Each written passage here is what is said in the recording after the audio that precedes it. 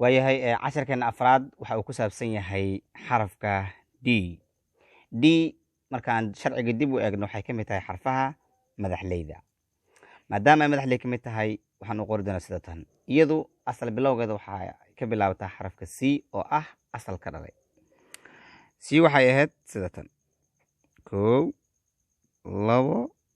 3 c intaa bay noo ahayd haddii aan rabno inaan d ka samayno marka hore waxaan isku samaysan karnaa xarafkan waa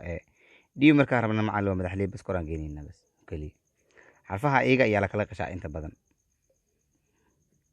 markayna taagan tahay koraan kasoo bilaabayna toos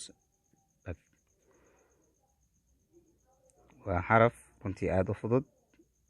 c qof kasta oo barta way u fududahay